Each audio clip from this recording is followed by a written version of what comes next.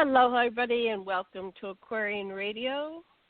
This is an episode of Divine Paradigm, and this is the Aquarian Radio Network, and I'm your host, Janet Carol Lessin, with Debra DeFranco and Karen Gresham-Nichols, and we are all three co-hosts of this show today, and we're featuring Donnie Brooke, and he's a retired pro wrestler, UFO hunter, and researcher. He was born in Georgia on September 8, 1972. That was the year I graduated, so you're young enough to be my son. He's still in Georgia, in Grovetown. Let's see. He broke into pro wrestling in 1990, but what's really important about today's show is in 2005, he had a very unique awakening. He watched a UFO documentary called The Day After Roswell. He said, I saw the documentary before, but on that day it intrigued me in a much different way than it had the few times before in the 1990s. In 2005, after watching The Day After Roswell, his thought was, if just half of what was said in the documentary was true, then what we have been taught and programmed to believe about society and the world may not be true. And so The Day After Roswell was about the events surrounding the 1947 Roswell UFO crash, and Colonel Phillip Corso, I think it's Lieutenant Colonel Phillip Corso, was assigned Lieutenant to do. Yeah. So I'm not going to read everything because reading's boring. It's better coming live from Donnie, who is the one that's this incredible researcher. He sent me so much information. Please go to aquarianradio.com, and if Donnie's site, or if you're listening to this later and he's kind of out of view, just go to the search bar on aquarianradio.com and pull up Donnie Brooke with an E at the end, Brooke, Donnie Brooke. So let me just do a quick hello to see that we pulled everybody in with us onto the show. So Debra, say hello to Donnie and check in. How are you today? What's your burning share today? My burning share today. I lost my wallet last night. I've spent my whole day trying to cancel my life. I lost my wallet last night when I went to get money. Oh, my gosh. Yes. So I've been spending the entire day trying to replace everything and cancel everything. Yes, so Donnie, hello. That's I'm horrible. sorry. We're talking about me. How are you? My first, at some point, I got to know, how'd you go from wrestling to UFO hunting? Man, I get that question everywhere I go. And, to me, people ask me at first they'll say, well, wrestler, wow, that's so cool and all this. And I guess 20 years into it, you're like, it ain't all that, because you've seen so much from the other side of the Iron Curtain of secrecy, and it's not a spontaneous thing. You get to where you go to the building, you find out who you're going to beat up, you go in there and do it, and you leave. That's kind of how it is. And everybody now has gone to wrestling, UFO hunter. They don't know which one's more peculiar. And I tell people, anybody that wants to get into a ring and have somebody hit them with a chair ain't right. Now, it takes a person like that to understand the obscure subjects such as UFOs and things of that nature. So I think it was my destiny. And I'm going to tell you, like I said, that one day when I watched the Roswell documentary, it just stuck with me that day. I don't know why. But there's a reason for everything that happens. And before the show's up, hopefully I'm going to be able to touch on the 3 light ship visitations I've had. And I'll talk more about that later. Let me make a note of that. So 3 light ship visitations. And we want to cover also The Day After Roswell, because that was a very important book in 1997. And then you sent me a lot of other stuff, something about, I have to pull up the page again. Let me just quickly have Karen do sound checks to see if she made it on the board with us, and then we're going to launch into your story, Donnie. Okay, so Karen, yeah. say hi to Donnie, and what's up for you, real quick? Hi, Donnie. What's going on with you? I'm Karen. How are you? I'm fine. How are you? Can you hear me okay? We can hear you quite and clear. Okay, great. Good. I can hear you guys, too. Okay, so Donnie, we're going to let you talk for about 15 minutes and not interrupt you. And I've got your page up, and so then we're going to go round table, and we're going to ask you all kinds of questions. So be ready. If anybody needs a break, just let me know. We can play some music and take a break. We don't have a scheduled break because we get involved and we forget what time it is and who we are. So we're going to let you go, Donnie. Take it away. Let's start with, what is the day after Roswell, and why is it so important, and who's Lieutenant Colonel Corso and all that stuff? And that was the Awakening episode for you. So tell us about that because it's very important. Take it away, and then tell me whatever else you want to go into. Just keep flowing. Okay.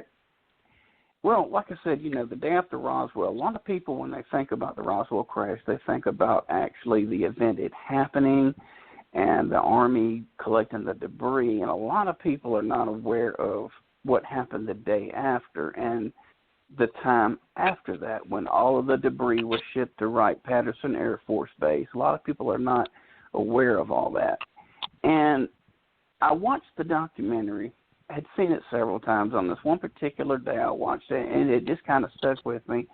And I was thinking about the fact that, okay, they're saying, Lieutenant Corso is saying that they collected all of this debris and technology from the two, not just one crash site, it was two. Two bogies were down. One was at the Foster Ranch and one was near Corona. And they collected all of this intel, technology, and just knowing that they had collected it changes the mood in our world, because it is confirmation that humans are not the only life that exists. Okay? That doesn't tell us where they came from. They're just different. They are non-human, according to witnesses and what have you that were there at the event. So, okay, we have this technology here. All right. What would they have done with it? Where did it go? And I started looking into all this, everything that happened at Wright-Patterson Air Force Base, the Foreign Technology Division. That's why all the debris went there. And when I looked into that same day, later that same day, I ran across a little YouTube video that was talking about Valiant Thor.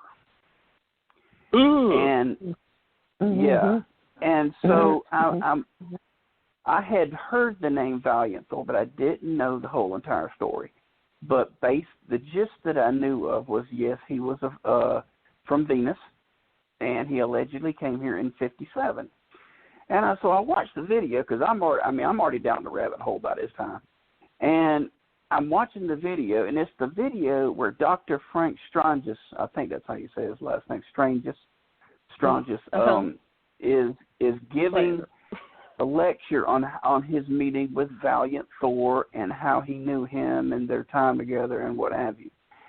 And my take on it is, okay, this thing crashed in '47. 10 years after the fact, this Valiant Thor lands in Virginia. Okay, has a meeting allegedly, and I say allegedly because I wasn't there in '57, allegedly with President Eisenhower and Vice President Nixon, and he allegedly was bringing us all of this different information that we can live better and what have you. Now, here's the weird thing to me. The fact that we had so many crashes in the 40s, was Valiant Thor aware of that? And if he was, is that why he showed up? Now, I think there's a connection between the crash and retrievals and Valiant Thor being aware of what's going on. He and his brother Don and his sister Jill. I believe it's in response to that, I guess is the way I want to say it. And with him coming here and attempting to make things better, I think maybe one of the reasons he did is because of all the crashes. And with the fact that I think they were watching our nuclear capabilities. I really do. Because we set off the H-bomb in 45. That sends, it's like Dr. Stanton Friedman said, it sent a message out into the cosmos. The kids have found the matches. Now, that's Dr. Friedman's phrase, but he's right.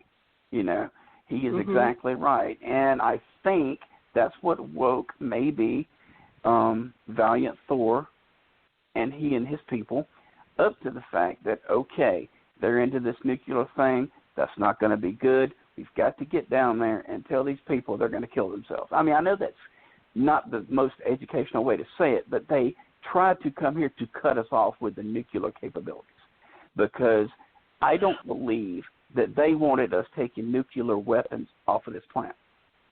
And so that's why they brought us all this information.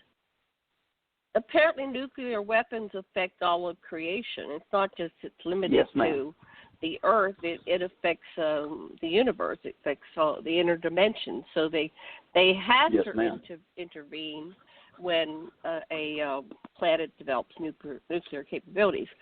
So, okay, so keep going. That was great. I just want to interject that. Well, knowing that, there's a lot of confusion, I think, on the Eisenhower Treaty. And I believe it happened, and I'm going to get into why I know in my cosmic gut feeling tells me it definitely happened, and I'm going to explain that later in the show today. But the whole thing about Valiant Thor coming here in 57, and it was said, which I don't agree with this, in 1954, that's when there was allegedly a treaty signed with Eisenhower. Well, I don't believe that because it doesn't make sense for Valiant Thor to come here in 57 and no deal has been made. So the stuff about 1954, I don't believe. I believe that when Valiant Thor came here and brought all his information and had his meeting, and we basically at that time said, look, you know, this is all great, but if we accept this, the economic structure in our country would just bottom out. So at that moment there, because they asked Valiant Thor to live at the Pentagon, stay at the Pentagon. So obviously we were doing something with them, even though there was no technical treaty signed at that moment. But in 1958, when the landing was at Holloman Air Force Base, and Eisenhower was called and told about it, he flew out to New Mexico. I believe it happened in 1958 at Holloman. It's the most logical time frame because asking Valiant Thor to stay in 1957, it's obvious we're going to end up doing something. And he lived there for 3 years. So I believe the Eisenhower Treaty happened. Go ahead. I just wanted to flesh that out a little bit. So you said, so what exactly was Valiant Thor? So there was a landing in the 50-something, and then Valiant Thor was in 54. It's supposed to be February 54, which is the year I was born. There was a major landing with several different species, and then we have Valiant Thor in 57. So I missed, what was Valiant Thor asking us to do? The same thing that the people who landed in 54 were asking, to give up the nuclear weapons or something, nuclear power? In 1954, I don't know if he actually said that, but thinking about all this, I don't know what allegedly happened in 54. When I started researching all this, I had read to where in 1954 was when the treaty was signed. Well, that doesn't make sense to me because when Valiant Thor came here in 57, we said no thank you because of the economic structure. So at that time, we didn't have a deal made. But this is why I think we did it in 1958, is because the landing of the UFO, alien UFO, at Holloman Air Force Base, that is when that Ike made the deal.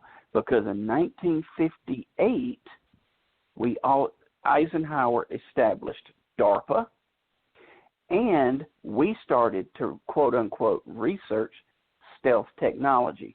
Those three events in the same year are all connected, because in 1958, if we made the treaty, which I believe we did, we've got to have a place as a front, if you will, for the public to think we are advancing on our own, but yet at the same time, we're really back engineering intel with their help. That's what DARPA is. And with the whole stealth thing, I believe, like Nick Pope once said, stealth was like a hand-me-down technology for us to learn first to graduate us. And that makes sense, because when we were kids and we went to like first grade, they didn't give us a 12th grade math book. They gave us a first grade math book. We have to graduate to that level, and that's what we're doing now. I honestly believe we are more advanced technology-wise than what the general public knows about. And that's really bone-chilling, because President Trump made an announcement that we were going to have a new section of the armed forces, a space force. Well, when he said that, I said, holy crap, it's Solar Warden. And I dang near fell out the chair when I heard him say that.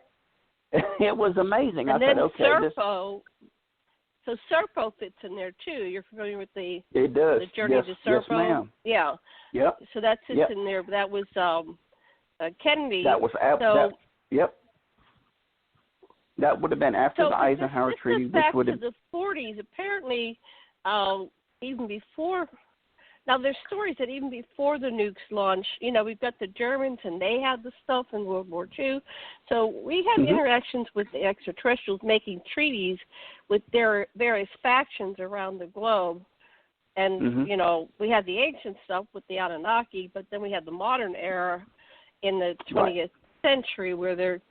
So have you connected all the dots about, like, do a timeline, when this came, that came? Well, which faction was it? Have you done the correlation? Well, I've never had the time to do that, but go ahead. With the German thing I have, they had, Hitler, they had the crash in the Black Forest. So what I have been able to piece together is when the crash happened in the Black Forest, that would have been 1939, I believe. 1939. Okay. I believe that is what inserted the Vril Society into this little piece of information, I guess is what I want to call it. And with this crash, I'm not sure how. I haven't gotten to that yet. But because of this crash in 39, that is got something to do with the Vril Society. And the Vrils, I believe, if they were not aliens, they were hybrids. And that is how Hitler got all of this advanced technology, and how he had allegedly the Bell, which was has been alleged a time machine or theorized a time machine, and all of these other futuristic like aerospace technologies. Now, at the end of the war, when we brought the scientists over here from Germany, Operation Paperclip, they brought all that technology with them. Now, the whole idea was the United States, I believe, knew they had intel that was not theirs. Now, do you throw them in jail, or do you give them a job and you get that information from them? Well, the smart thing is you give them a job, and our space program, in a lot of ways, was really a Nazi program, space program. But obviously, they're now United States citizens, so they're helping NASA, because they had the crash in 39 and collected intel, and that's what got them advanced. Go ahead. Oh, and I wanted to also have you read Selected by Extraterrestrials about Bill Tompkins. Did you ever pull that into your research? Mr. Tompkins, I have read about him. He was the naval, this may not be his job title, aerospace designer, engineer, something of that nature. I know that William Tompkins. He was something like that, yes. Yes, ma'am. Yes, ma'am. Well, I don't know if that I were much you, I'd get the about book him and tie that into what you're getting here, because I met Bill Tompkins, and he was dead 2 weeks later. I didn't kill him. No, he just he came out at the MUFON conference, and he was like a puppy dog. He was just so excited that he was finally telling his story. He was in his 90s. I think it was like 95 or something like that, and he was so sweet. And his wife was there, and I ended up getting the table. I had a table there right across from him, so I got to share a lot of time with him. But he was he designed everything. Like he designed the space program going to the moon, and he said that was just the front program. That he had designed the whole thing. He can see it. He's like Tesla. He can imagine it, and then he just puts it down on paper. He said that the real girls were working with him, and that they were in telepathic I was about to tell you that. Yeah, I was about to bring that up.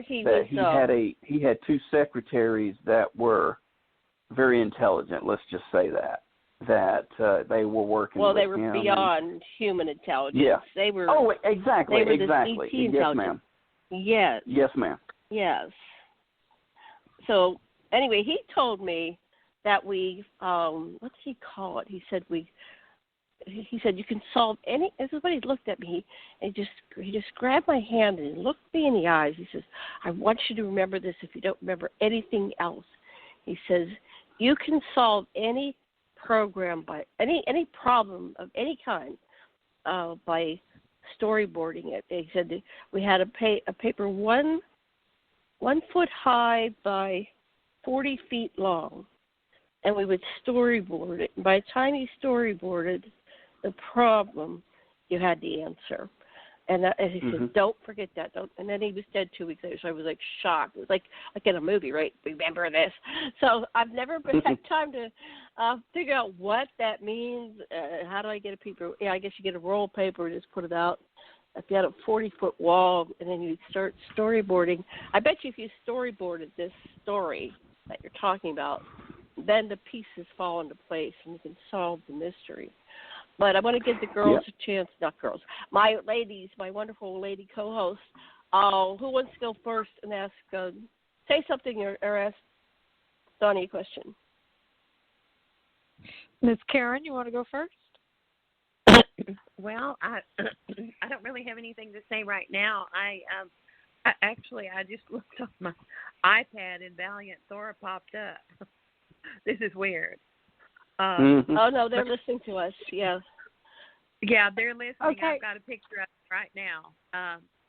So they're listening to us, and I am familiar with them because of whenever I was doing a symposium with Paula Harris at Starworks USA. And I've learned about him since then through Craig Campobasso, who did a lot of research on him. And at the time, this was several years ago, I do agree with you. I think that he went to the White House because of what happened at Roswell. And this whole thing at Roswell is kind of the origin of everything, basically. Except way before then, of course, in the ancient history of the ETs or extraterrestrial races. Just today, something with Billy Myers popped up, and another picture of Semyazi popped up. And in fact, I posted it on my Facebook. It's just like they're trying to tell us they're here. These are times that are essential to save this planet. And a long time ago, several years ago, when I did a symposium with Paul Hellyer, and he said, he was 90 then, this was in Florida, he said, we don't have to just a said number amount of years before it gets too late. And, there are nuclear plants all around our country. And that's what I'm concerned about. In fact, near Dallas, in a little town where I grew up, is a nuclear plant. I've got a story I'll get into before the show's over about a nuclear facility that's near where I live and about a claim that has been made about that place. But I just wanted to just let you know that. Yeah. Oh, want to tell us that real quick? Yeah. Yeah. I live in Grovetown. Now, Grovetown is an area right outside of Augusta, Grovetown is part of Augusta. We call it Augusta, but it's just the outside area of it. Well, anyway, I live about 30, maybe 45 minutes from Savannah Riverside, SRS, and it's the Department of Energy. Anyway, long story short, somebody, when I had a Facebook page up, and somebody posted on that page that they worked out at SRS, and they remembered seeing 2 grays walking in a parking lot. And I think what they had posted on it was when he had seen the grays, he had never seen any quote-unquote UFOs or anything, but he said he saw 2 grays in a parking lot. Now, either this is true or it's not. Based on what I have heard about other nuclear facilities and the Eisenhower Treaty, I believe it could be true. But this person could be just making stuff up at the same time. But that doesn't change the fact that at nuclear facilities there could be such a thing. But I always found that intriguing, and he said that he saw these 2 grays in a parking lot. I believe it's next to either Building L or Building E. I've got it written down, and I'll double-check it. But I still got the screen cap from when he posted it, so I saved that. And I've got his contact information, and it's a possibility. It really is. Now, I'll probably never be able to confirm what he said, and that's okay. I mean, some things you're not going to be able to confirm. That's just the way it is. But it's a possibility because of the Eisenhower Treaty. Right. I have some questions for Donnie. Go ahead, Debra. Donnie, prior to watching that documentary, what was your position on all of this? I was intrigued about space, and this is something that I had thought. Well, when I was a kid, I would watch Star Trek and Star Wars, and I would be watching stuff that I knew wasn't real. Okay, and I saw that this is taking place in space. Space is real. If in this world that's on television, these people are in space and doing all these things, and I know we have a space shuttle or whatnot that can go into the cosmos, what else is potentially out there? And then I started to think about what the Bible says. It says, in the beginning, God created the heavens and the earth. To me, the heavens is space, the planets and everything out there. And then, of course, this is the earth. So I'm like, okay, if there's all these planets out there, there's got to be life occupying them to some degree. So there's got to be life out there. And secondly, it just makes sense that NASA would be looking into that, but I'm talking the secret part of NASA, not the NASA we know about. And the whole idea is I thought and I believed it was a possibility we were not the only ones. Now, what was amazing about that is that when I got into the JFK assassination, I got into that because of all the unanswered questions. They said he got shot from behind, but he obviously didn't. So, okay, why are they lying? All right, something's up here.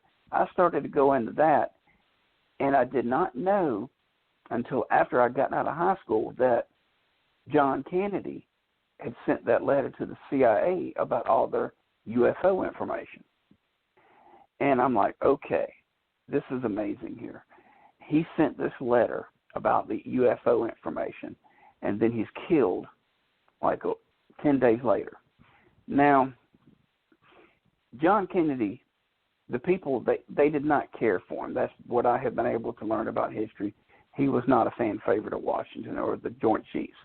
Now, if he sent that letter to the CIA requesting information, what I have been able to understand, or my understanding has been, JFK had a sighting on his boat while off the coast of Cape Cod, allegedly.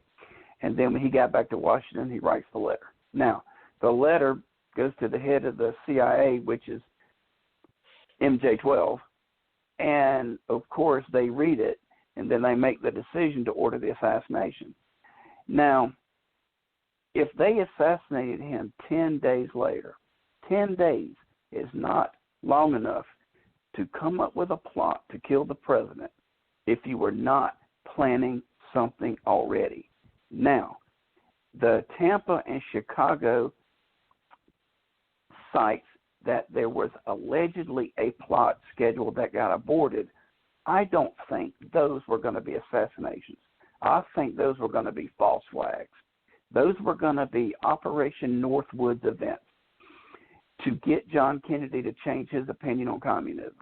And when they got that letter, they changed, basically said, okay, we got to hit the target. I know that sounds morbid. So explain Operation Northwood. What were they trying to get him to do? Because we're not familiar with that. They wanted him to change his mind about communism. What, to accept it or to reject it, or what was he? Everybody thought John Kennedy was communist because he did not want to go to war. He did not invade Cuba. He did not want to settle problems with bullets and bombs. So everybody assumed he was communist. When John Kennedy when he got elected, the Joint Chiefs proposed a plan to him called Operation Northwoods, which was false flag attacks on American soil, but blame it on a foreign agent. Now, the whole idea, I think, they were going to stage an assassination, blame it on Cuba. That way Kennedy would have to invade Cuba.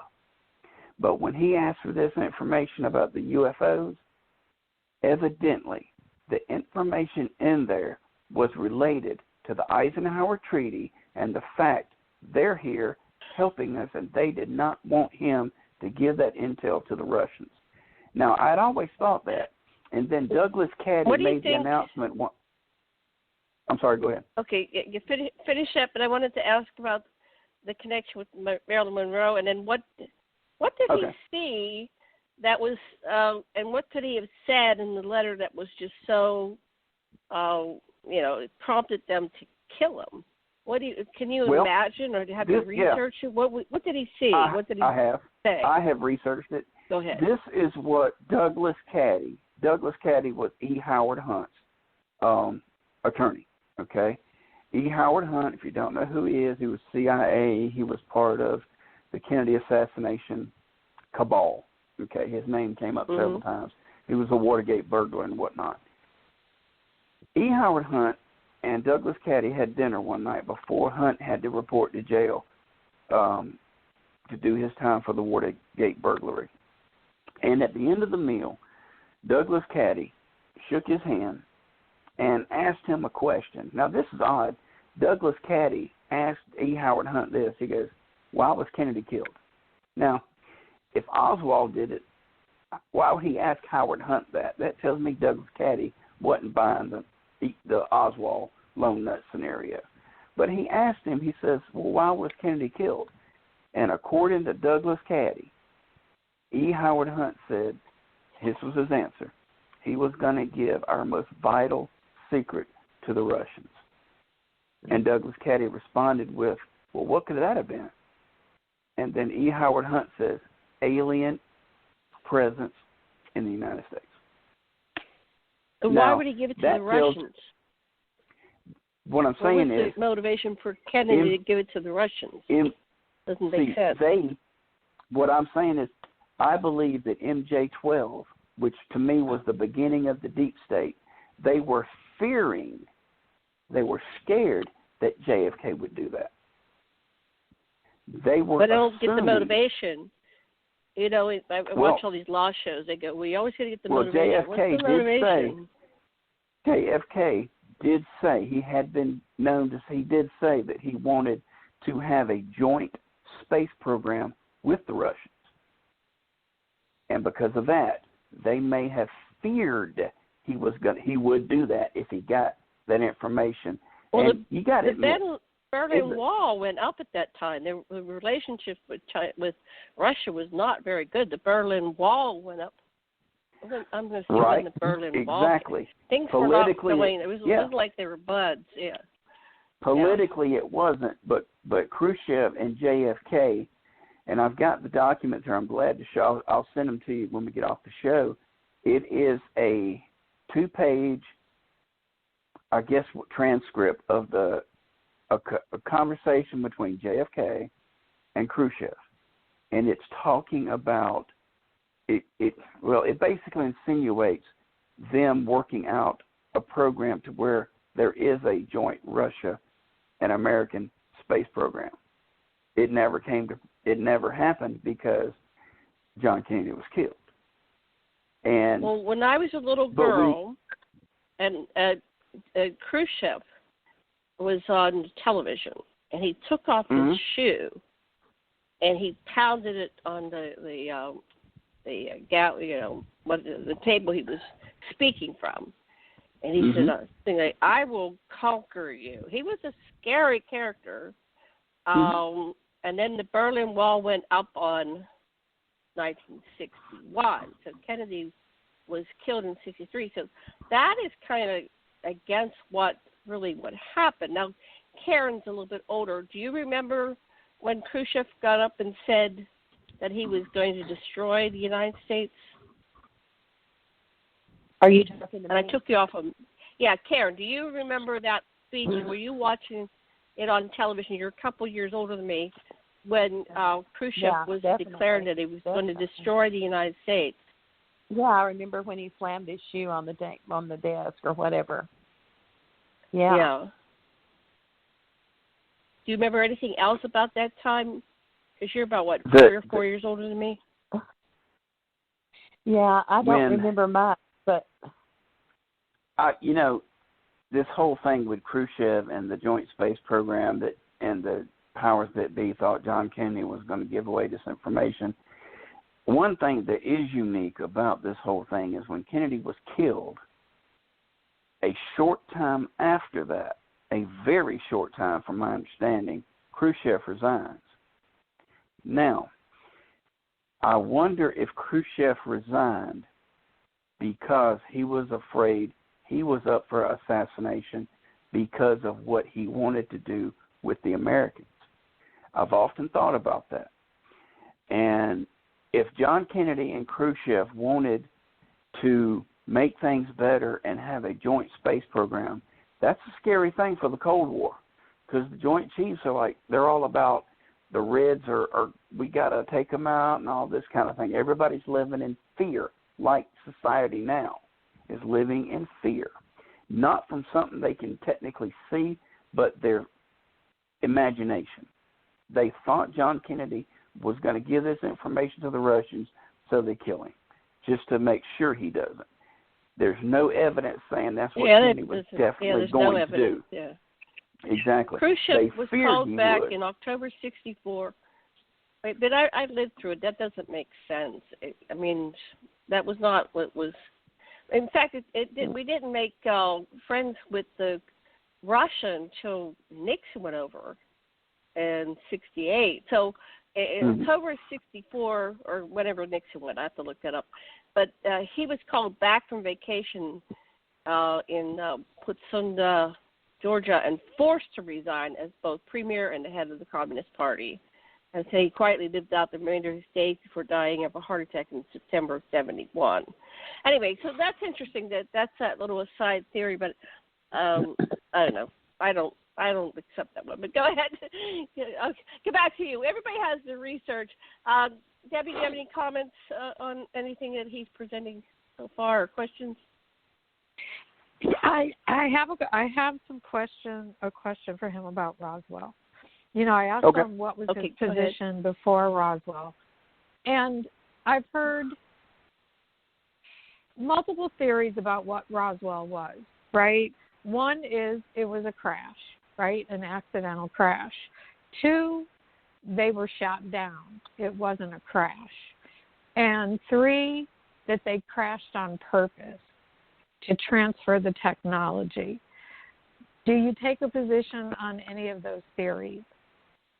I take the position on the fact that, first of all, us shooting them down, okay? If we shot them down, okay, and it would have been on the evening of July the 4th, because the next morning, Mac Roswell found all the debris. If we shot them down, then we would have gone out to the area where we shot them down and we would have sealed off the area. Okay, that didn't happen because 4 days after the fact, nobody was out at Mac Brazel's property looking for anything. Nobody was out looking for anything. I don't believe we shot them down. I do not believe it was a crash on purpose. What I think had happened was, and I know this sounds silly, it was a thunderstorm that night in Roswell, and it was raining sideways, heavy winds, the whole nine. I believe the two bogies were flying side by side. The one that just totally broke up got hit by lightning. One craft hits another one, brings one down by Corona, and then the first one is on the Foster Ranch. It was an accident. I believe it got struck by lightning. Now, the second bogey was more of a controlled landing. It didn't technically crash because that ship was practically intact, and there was one living being at that location, 2 dead. So that's telling me 3 per ship. Now, it seems to me that if we shot it down, they're going to be out there like the next day looking for things because of the weather in Roswell. It doesn't make sense to say that we shot them down. But I'm going to tell you something. I got 2 files here. One is called Project Pulsar, and one is called the Blue Planet Project. And in Project Pulsar, which is got a lot of information about the various ETs and everything, and this was written by a government scientist, Jefferson Souza, it talks about shooting down the Roswell craft. Well, I don't believe that. If that happened, it doesn't make logical sense. If you know you've shot down an ET craft and you've got to collect it so nobody sees it, you're not going to wait 4 days. It doesn't make sense.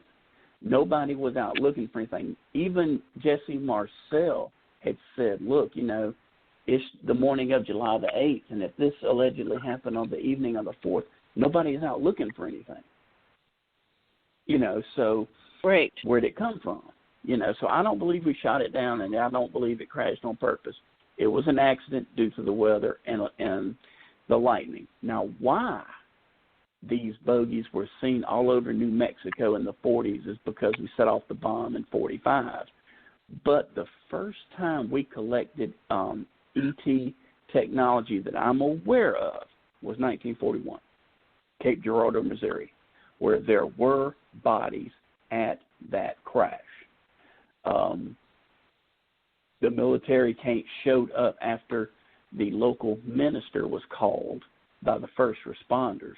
The minister gets out there, and I can't remember the gentleman's name, but he's thinking these little bodies are children. And he's like, well, where's the parents? And then he realized he's not dealing with a normal situation. Then the military shows up. So the military was watching that. They must have seen that blip on a scope or whatever go down. So the military showed up at that crash. So they knew about that one. And that's when they collected all of the debris from that location. But the Roswell crash, you know, you had the one living being that was at the Corona site. That is the being that Matilda O'Donnell McElroy had the interview with because it was communicating with her in her mind. And her supervisors gave her all these questions to ask. She would ask the questions and then write down the response she got in her mind. That is really the first alien interview. A lot of people don't know about it. And there's a wonderful series for listeners on YouTube on alien interview with Matilda McElroy and the Roswell alien, and that's really fascinating. I think it's like 3 hours long if you listen to the whole thing. There was a YouTube video to where somebody had uploaded the audio book to where you can listen to the different videos, this audio only, And it's a good bit, but it's informative. The being told her that there was more of them and they were coming. They've been watching for a long time, all this stuff, you know.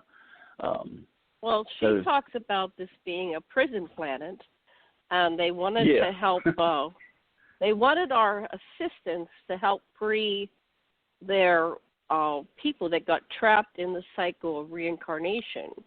They had about 1,000 their beings. I guess it was in China. The Dogon, not the Dogon. I forget what they're called. The Dopa, the Dogon. No, Dogon's Africa. Anyways, the name of the people that were in one of you ladies. You know what the name of the species was? Anyway, they're up in near Tibet or something. Oh, and that ties in with Olnek. She said that they have when you come in from to be a human being from she was kind of with the Valiant Thor, so she said she came from what's the planet closer to the sun? Venus. She came from Venus to the Earth. Mercury. Her name is Olnek. Mercury is closer to the sun.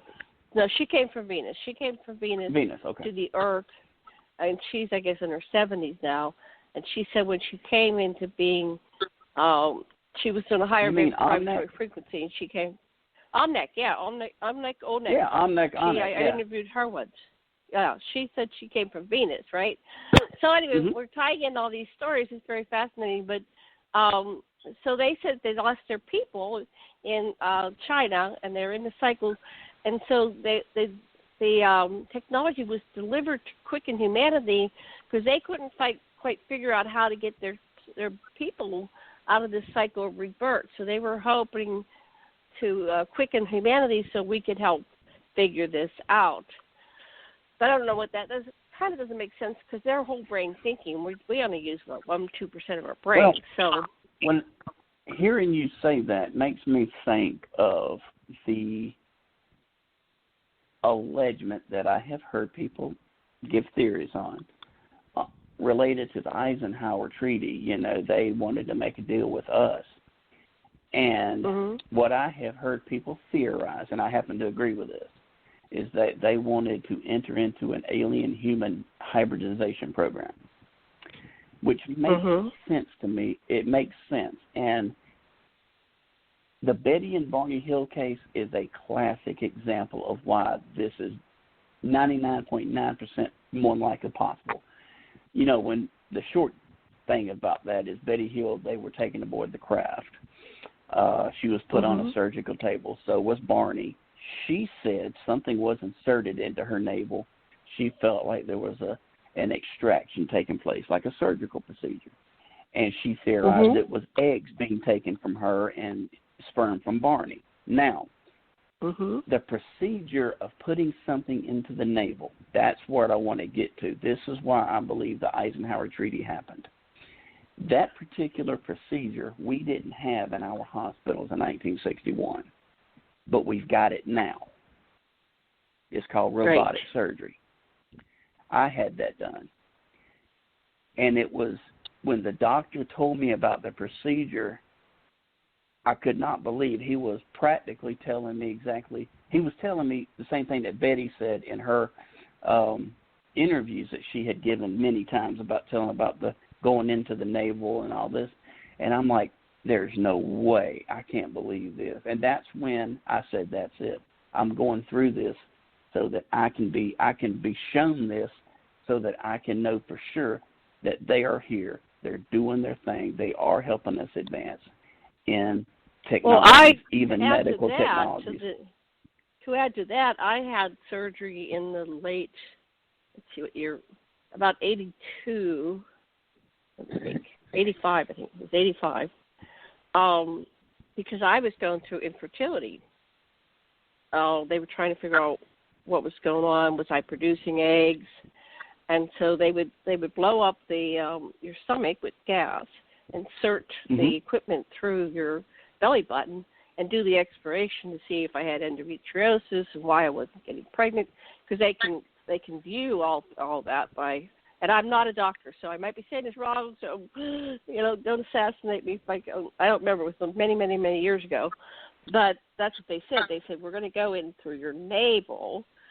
And then I did read some things about the abductions. And I went, wasn't that interesting? When I had my own infertility stuff, they went through my navel. But maybe our government's been working with them all along, and they might have learned it from them. In some kind of cooperative exactly where it came effort. from. I wrote an article on it, and I don't know. I can't remember if I sent it to you or not, but the name of the article is entitled, "Is Robotic Surgery an Alien Hand-Me-Down Technology?" And it is. Oh, okay. I'm going to send you a reminder. You know, yeah, I did. I don't know if I sent it to you. If I didn't, I will. It's an article I wrote on that. It talks about the whole idea behind the robotic surgery according to the medical community. The medical community says that they theorized that procedure like in the 70s or late 60s, and it was theorized from something to do with, oh, God, what's the guy? The guy that paints all of the stuff with the UFOs in it. What's his name? The artist? What's the guy's name? They talk about him. He draws the UFOs. He drew the Madonna painting with the man and the dog, and they're looking up at the sky. Who drew that? Oh, who Leonardo da Vinci? Da Vinci. Is that right. Leonardo? Yep, it's Da Vinci.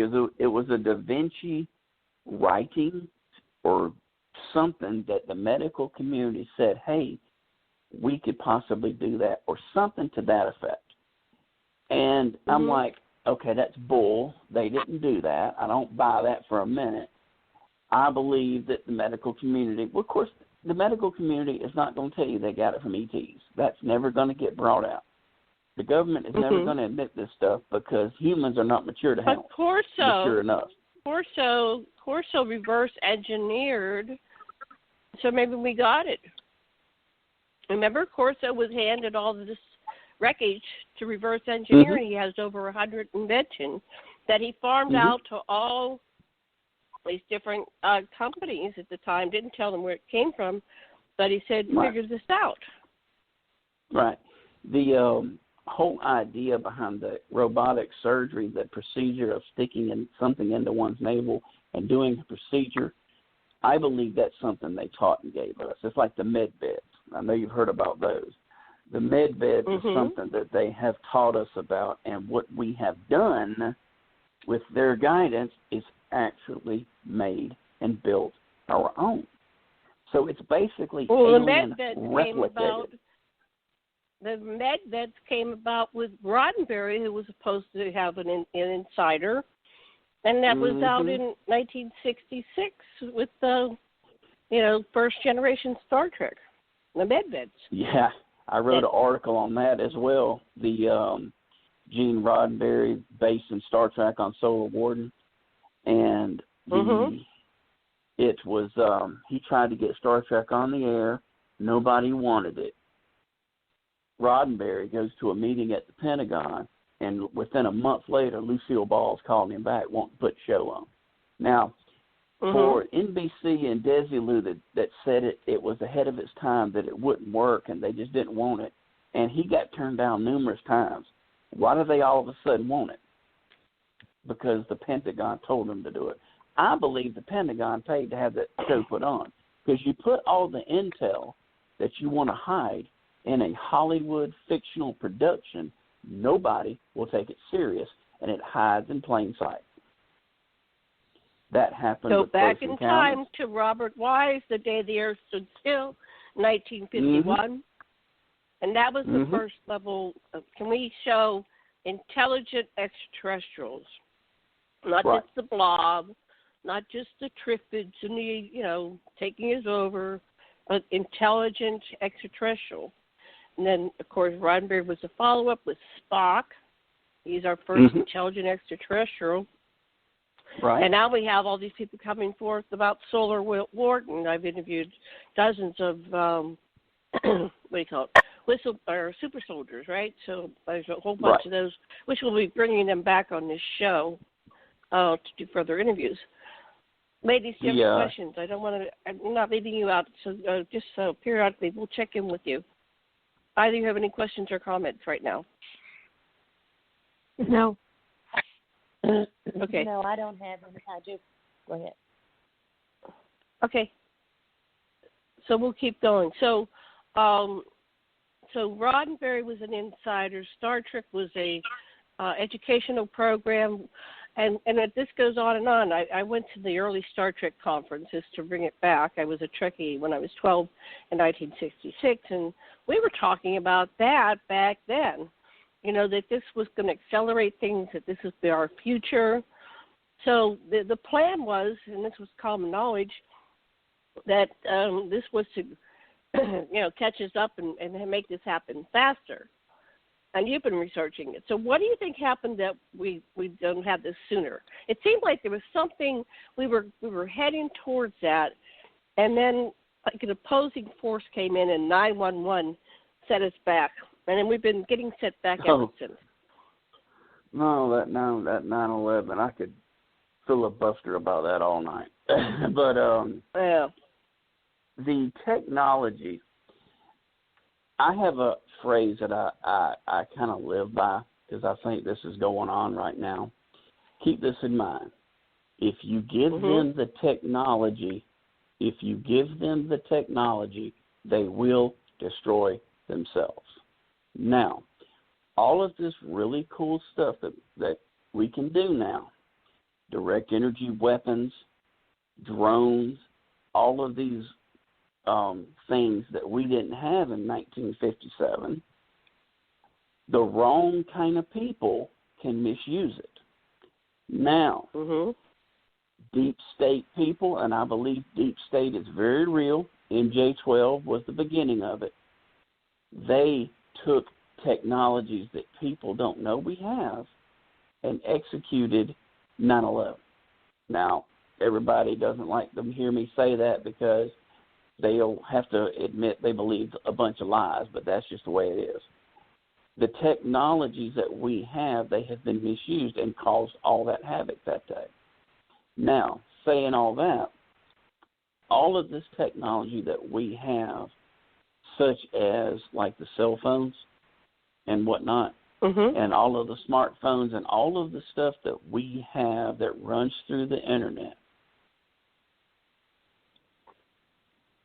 people need to understand that when the NSA was organized, first of all, the NSA was started by President Truman in 1947. It was the CIA, the NSA, the NASA, which it was called NACA to start with, and the Air Force. All of that was started in 1947. And the CIA and the NSA was gathering intel on all this UFO-related information, working with MJ-12. Now, if we have all these cell phones and we have all of this awesome technology, the NSA is using technologies we don't know that exist to monitor what we're doing. And the reason they're doing it is they're going to hide behind 9/11. But knowing that 9/11 more than likely was an inside job, you have to ask yourself, why are they doing that? It's to control the masses. Just like in Nazi Germany, Hitler controlled Germany because people lived in fear. Right now, people are living in fear every day about some coronavirus, but don't really care about chemtrails being sprayed over their head, and that's been going on since Vietnam. But they're not worried about that. They don't care about that because it's never been talked about on the news. You put it on the news, freak people out, that means something. But when you say something about chemtrails... If you go back in time, I don't know if you've done this piece of the research, but you go all the way to the Anunnaki and the creation of humanity. This was all population control because there were far more humans than there were Anunnaki, they're still in power. They're the Illuminati, and there are other factions now because they have the Greys and the reptilians and everything, and it gets kind of convoluted. We're not sure, but this whole thing about the viruses, they released those 1,000 years ago. You go through history, they had the plagues. They were in a war with each other. There were two factions of the Anunnaki, the Eckiites and the Enlilites, and that translates into God and Satan. But it's not like one is good and one is bad. It's whoever won the war got to tell the story. So this comes down in the modern time. They've been fighting each other all along. And what they do is they establish a seat of power. So they started with Rome, and they went up, and Rome conquered the UK, in Ireland and Scotland around the year 1000. Well, that was and those people coming up and fighting Yankee. So we have, if you look, there's all these conspiracies within conspiracies within conspiracies. But what George Green told me is that they're going to launch a depopulation bomb, and told me that June of last year, 2019, his final interview, and I was friends with him and his wife, and he said, I got cancer, I'm not fighting it, I'm going to let it take me, I want out of here before this shit hits the fan.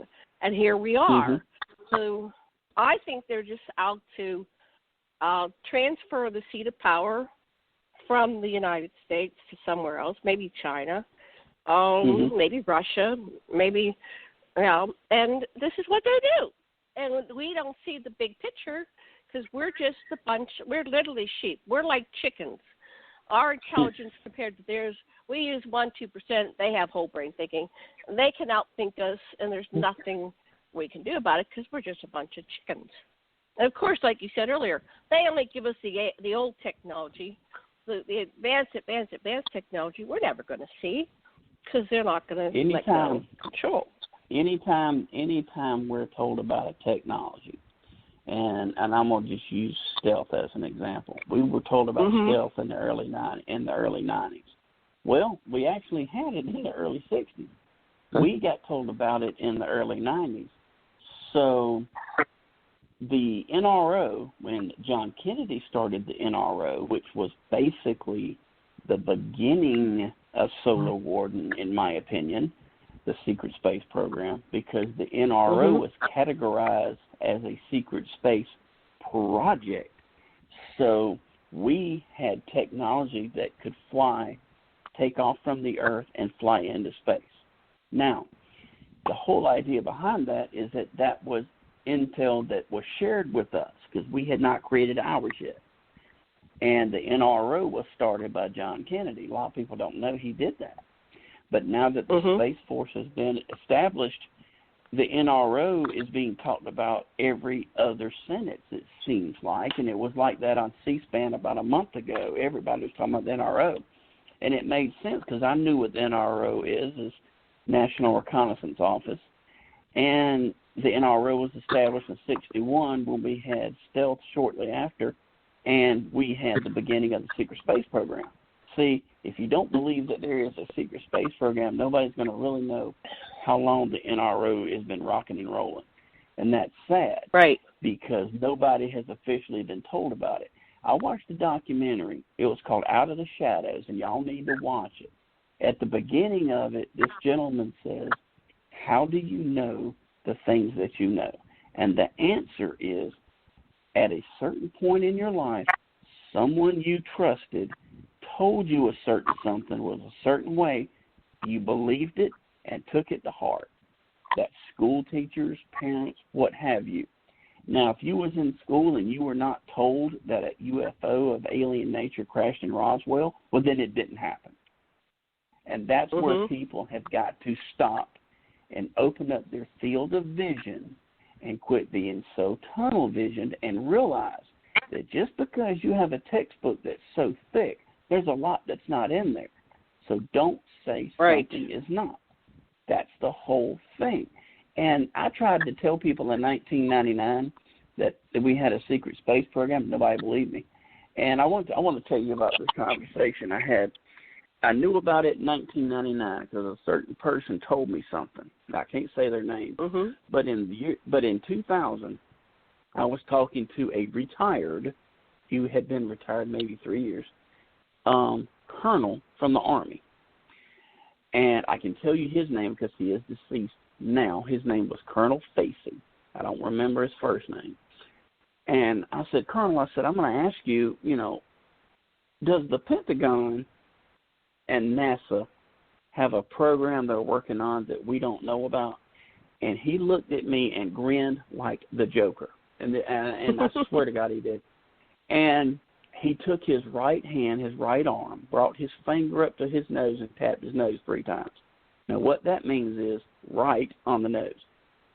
I've been told before he did that, I was told that that's all in government and the military. They do that when they want to answer your question, but they can't. So I knew what he was telling me. I knew that I was on the right path, and I knew that what I was told in 1999 was credible. Now, he did not speak a word, but he drew a triangle and a boomerang on a piece of paper. I had no idea what that meant until the Phoenix Lights case. And the boomerang flew over Phoenix, and I said, son of a blank, that's what he was talking about. The flying TR-6. The TR-6 is what flew over Phoenix. I thought it was TR-11. I thought that was the TR-11. It's a TR-6. It was a boomerang. And the TR-11 you're talking about may be the triangles. This particular one was TR-6. Yeah, the big one, the large one, the super large one, they're ours. We reverse engineered. Yeah, And so they were used for the exploration. John Teeter II has been on my show about 4 times. Not the first one that came on with Art Bell, but the second. And he said that they used those to find the so they did the Star Trek thing. They went outside the solar system to find some habitable planets. And so he was given like 10 planets to scan, and they have the scanner technology like on Star Trek, so they can scan and see, what's the environment like without having to send an away team down. And so they found 2, and they started settling them. I think it was 1978. So we've had colonies besides the other program. This is the one where they've been taking a lot of the scientific minds. They have a drain of intelligence going off this planet, because that's, I guess, the backup system. Because if we reach critical mass, this planet could go belly up, like overnight. I mean, it could just accelerate so fast. Like we're in a pot where it's boiling, right? And you don't feel it until it reaches the point where it boils. So we're right before the boiling point. And so they established this. So that's why a lot of the rich people don't give a shit, because they have tickets to go there. And if things really get difficult, they've got passage on like the TR-11. He says they fly in groups of 2, and it only takes them a day or a week or something to get there. It's not what we think about travel, and it's going to take a long time. No, they're going pretty instant. And then the SR-3B that can go out there too. So they don't need that big ship, but that one holds a lot of people. That's why they use the big boomerang one. Yeah. The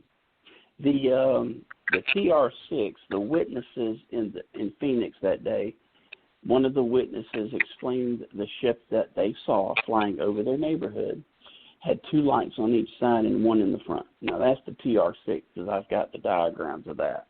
I'm like, okay, that's Solar Warden showing itself. Okay, and I am theorizing that the Phoenix Lights that Dr. Lynn photographed and other people did, I have often thought, what if those were actually holograms to confuse the public on the whole idea behind lights and unknown lights? Because they're definitely not flares. Yeah. The TR, I've got that information. I'll send you when we get off. I think it's a real craft. It is. Yeah. But they do have holograms. They do have holographic technology. Yeah. So the planes on 9/11 were holograms. Right. The planes on 9/11 were holograms. So you try to tell somebody that, and they'll call you crazy because, I saw it hit, but then they don't look below the surface of the water and analyze things. Now, let me say this, just to give you an example. This is kind of off subject, but it's not, because what I'm going to tell you here is me looking below the waves at things. All right, we all know that Jeffrey Epstein is allegedly dead, right? Okay, that's what we were told. It was all over the news and all that. Well, I followed that because I thought that was an odd story. For some reason, it just kind of stuck with me. And I watched the 60 Minutes piece they did. It was like a week or 2 after the death allegedly happened. And the 60 Minutes legal analyst, and I can't remember the young lady's name, but she was telling about how the prison told her, grab your socks and hose and pull. There were no crime scene photos taken of Jeffrey Epstein hanging and staked. In other words, when the deputy or the security guard found him, nobody photographed the dead body, how it was found. Now, in a federal prison, that's just not going to happen. So okay, all right, he's not dead. All right, now why would he not be? Why would they be telling us that, he's dead and he's not? Now I got theories on that, but I ain't gonna get into it because I'll get us too off subject. But that's what I'm saying. I dissect those things, and when I see stuff like that for a future show, let's do that because we can do a bunch of shows. But I'm going to make a note. We're going to talk about Jeffrey Epstein not dead in a future show. Okay, go ahead, continue, because this is fun for me. I'm having fun. What I wanted to get into was the anomalies that I found on the ISS, the NASA International Space Station live stream. Okay. And I know you've got photos of it, and this particular, I'm going to call it an anomaly because I don't know if it's a spacecraft. I don't know if it's something that I don't know the terminology to call it, but it's round, and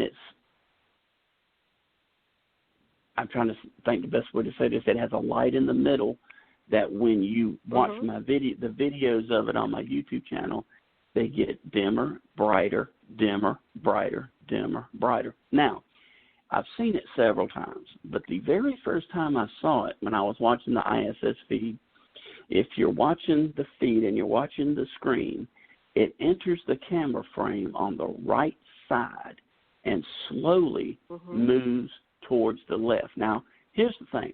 Whatever this thing is, it's right there close to the ISS, so close that if NASA didn't know what it was, they would have a problem. Right. So evidently, they know what it is. Now the question is this alien? Is it something we've created from the Eisenhower Treaty? Or what? I don't know. But I have reached out to NASA several times to ask them what's going on, and of course, I don't get a response. I didn't think they would, but I reach out letting them know, look, this is being broadcast. Because if it's top secret, that's probably something they don't want to happen. But one of the videos well, why would I they be so careless? That doesn't make sense. How could they be so careless? It doesn't make sense. I agree. But it's kind of like this. I guess it's government thinking. I mean, I honestly don't know. But one of the videos, it shows itself, and it just pops up out of nowhere real slow. And me and one other person, my friend Lori, she agrees with me that, and she's the young lady I think I told you about that's had her own, encounters with things, that it looks like it's coming out of a portal. That's what I think is she agrees with me. Okay, so there's a portal there. That's what we are theorizing and guessing. Because when you look at the videos, it shows up out of nowhere. And the color of this thing changes. It starts out orange, then red, then it goes to the bright white. And it always has a crucifix cross look to it. Now, if you look at the pictures I showed you, then everything I'm saying makes sense. But this has got to be something they know about. This is the secret part of NASA they cannot talk about. They can't even acknowledge it because if they do, that's going to open up a floodgate of questions that either they can't answer because they don't know, or they can't answer because they do know, and we ain't supposed to know things. And so it is like you said. Well, maybe that's just part of people soft being disclosure. So careless? Well, it's probably part of disclosure. They've been, since 1951 that we know of, they've been making Hollywood movies to expose us to the information, to get us on a different mindset, to realize there's intelligent extraterrestrials. Well, people will never see Hollywood. Talk about these people all the time. Well, 95% there's more and more people that are watching people, science fiction. Yeah. Go ahead. I get asked that question all the time. People ask me, do I think that the world would be told about the ET presence? And I quickly say no.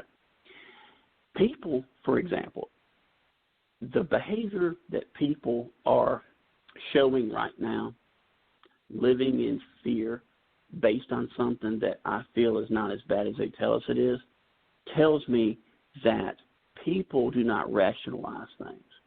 Okay, the government is not going to say we have all these technologies and ETs have been helping us since the 1950s. They're not going to do that, because when President Trump announced we were going to have a Space Force, everybody poked fun at it and put the alien aspect to it. Now, Trump didn't do that, but other people did. That shows you the mentality of most people. Everything's a joke to them. They're not going to tell people what's really going on. The only disclosure that's ever going to happen is going to be new technologies. And there's going to be a cover story to how we got it. And I have a physicist that is reinventing. So he was in the secret space program. He was in the 20 back program. He's now retired, living in the private sector, and he knows how to reinvent. He said that the government isn't going to release it, but his theory is that they'll let him reinvent it, and he can release it that way. I said, good luck with that. But he's in the process of reinventing things. So he's starting with the smaller parts. He's got photogenic memories, right? And he's got Tesla genius, so he could just see and know how it works. So that effort is going on now. Anyway, and then there's all these experiencers that, myself and all these radio shows for the last, since Betty and Barney Hill have been interviewing, and so there's an awareness. I don't know, maybe in the South it's kind of backwards, but there's awareness across the planet of the extraterrestrial presence. So I want to let my two partners interject right now. Mm-hmm. Which one wants to go first? Question, comment? I'll make a comment. One of the things they discovered about the Benny and Barney Hill case is their family has experienced generational kidnappings, abductions. Mm-hmm. So it turns out both her sister and her mother had abduction experiences, and they believe it's happened to their children as well. Mhm. Yeah, and I've talked to Kathleen Martin and Karen. You know Kathleen Martin, right? Yeah, I do. I've been in a conference with her. Yeah, and so Kathleen Martin was always with what's one that died last year? Stanton Friedman. So they always had a table together for years. Stanton just left the earth last year. So I've talked to Kathleen too. And on top of all this, I'm a lifelong experiencer. I've been in underground installations, and I've been on board these ships. But of course, the experiencers were like, I've been there, and it's really hard to get our stories out. But, we're starting to come out en masse. Whenever you go to these conferences, and I hope we can have them again, but maybe we could do this virtually. If you go to a conference of, 1,000 people, let's say, they have an experiencer room, and that thing is full. The experiencer room is like a breakaway room for the conference.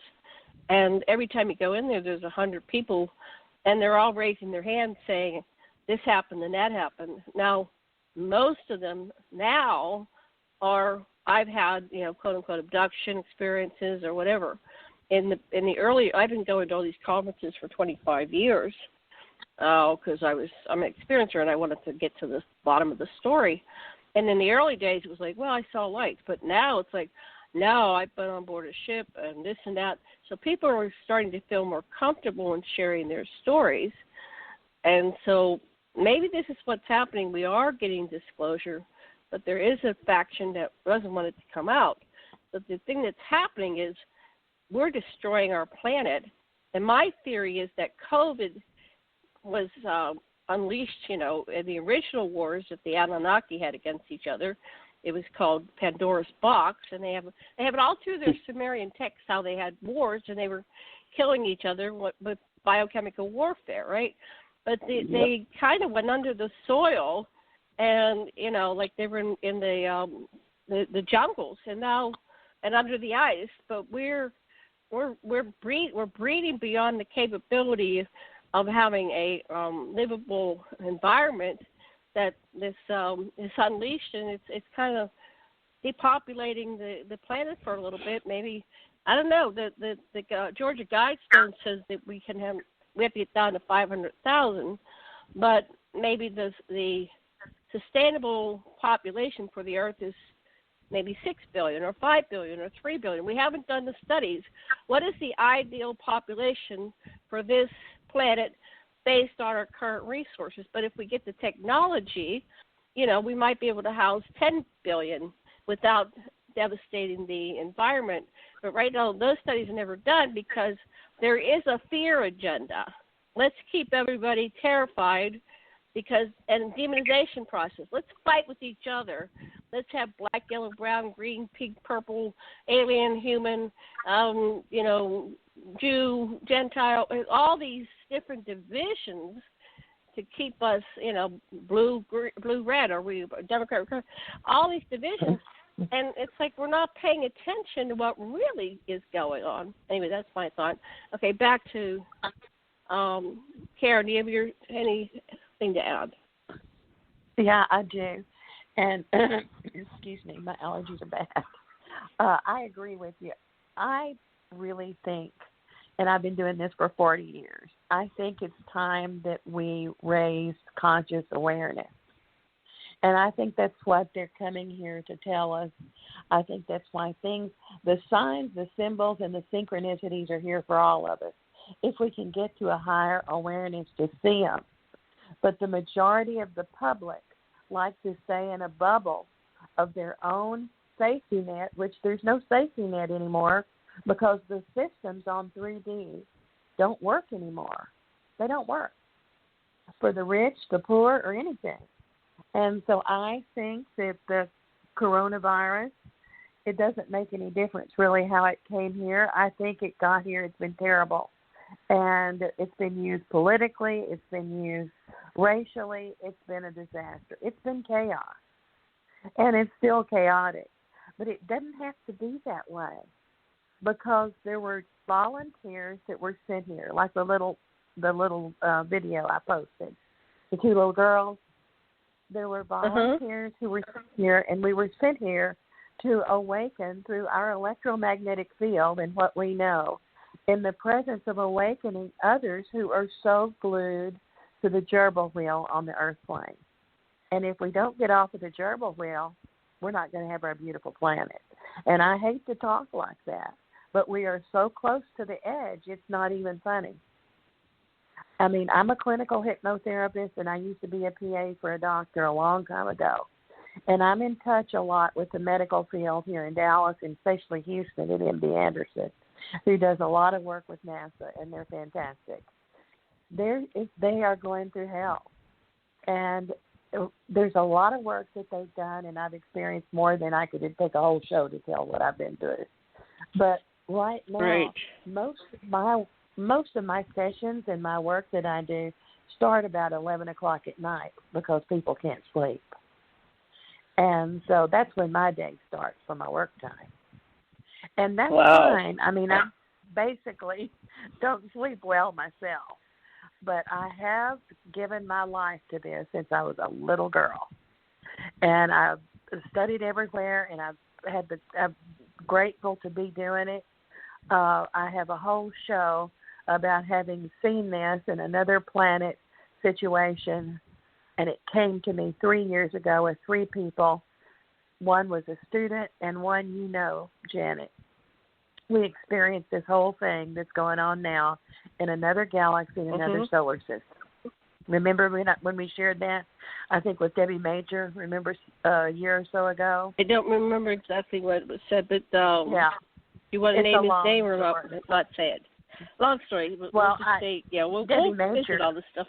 overtime. Yeah, the student I can't because of HIPAA, and I won't. But there's so much going on here. What's important right now is that we realize that we are in a dimension that's solid. It's real heavy.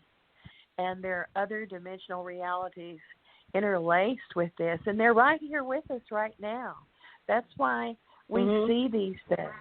We need to get off of the nuts and bolts and go into the higher consciousness and explore the portals. We need to go to the portals, go through them, and the way we go through them is through emotion. Intense emotion, sadness, fear, and love. And the only thing that stops that is anger. So the people who want to control, because I think we're in the middle of a Star Wars. And so that's all I have to say. I don't want to go too long on all this.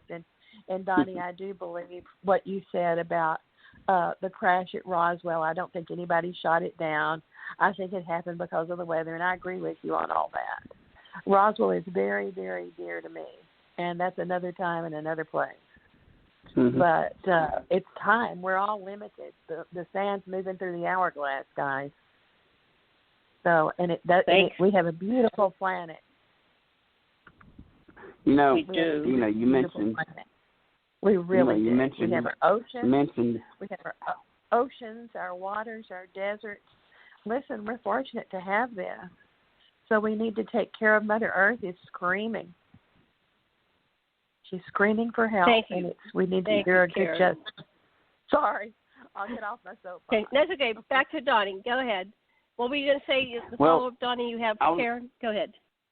I was going to say about the coronavirus. I mean, I'm going to go ahead and tell you. Y'all can laugh at me if you want. I do not believe that this coronavirus scenario is nowhere near as bad as the news is selling it to be. Now, I don't believe that it accidentally leaked out in China. I don't believe any of that crap. I do believe that it was put into society, but it's not as bad as they're telling us it is. The whole idea is you put something out in society, okay, but you oversell it to the people, and there's your fake news aspect. What I'm saying is people have gotten sick, sure, but the CDC has actually said that these numbers are inflated. Now, by saying that, that's making them look bad in other agencies, so we can't trust this information about this being as bad as it is. Now, I'm going to tell you, did y'all see the Dragon capsule launched the other day on the 30th, May 30th? I didn't see the latest one. No, what was happening? Okay. If the coronavirus is so bad and we're all dropping off like flies and all this kind of thing, the 2 astronauts that went to the International Space Station, when they walked out of the NASA building to get into the car, they did not have on a mask. Everybody else did. Now, one would think NASA would require them to wear that if they're going to the ISS. They don't want to take these germs to the ISS. One would think that. They didn't. So that when that happens, you have to ask yourself, what do maybe they know that we don't? I don't believe that this is as bad. Even President Trump hasn't been wearing a mask, and we're hearing this stuff like wear a mask, all these mandates, and it's not happening with certain key people. I've got a photograph. Well, that's the whole concept behind information disinformation. It's Operation Mockingbird. It's an Orwellian mind FUCK. You know, it's like you're so confused. Oops, you have no idea what's really going on, and that's why I'm a major researcher into conspiracy theory, and it used to be fun. Conspiracy theories used to be fun, but now it's become deadly, and it's been weaponized and it's politicized. Yep.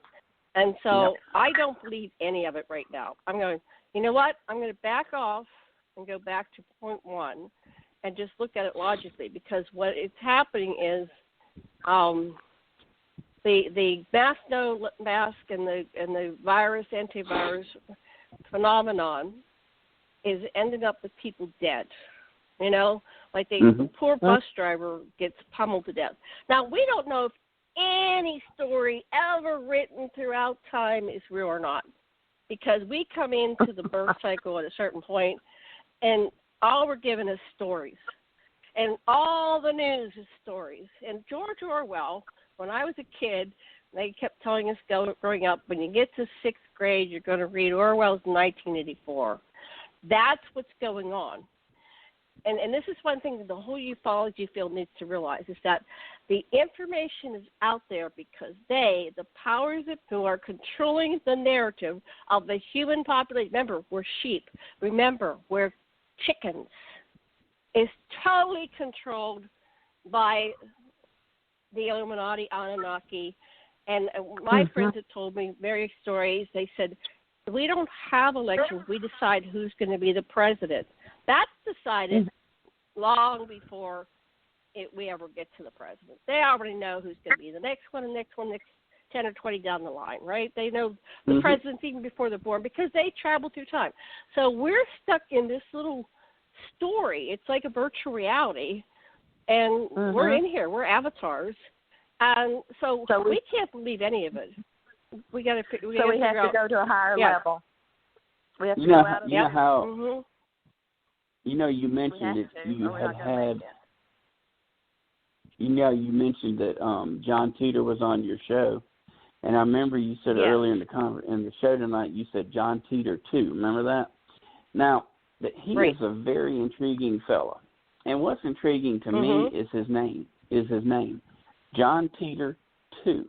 Now that tells me there's got to be a John Teeter 1. Yeah, that's just my opinion on that. Okay. He came on our bell in the 90s. I can look that up. And there's a whole bunch of YouTubes on John Teeter 1. Yeah. The whole thing, now let me ask you this. You may not be aware of this allegement, but are you aware of the allegement about President Trump and time travel? Yes. And so he's got the time travel machine, and he went back and his son, what's his name, Barron. So they have 2 books in the late 1800s to talk about the adventures of Baron Trump.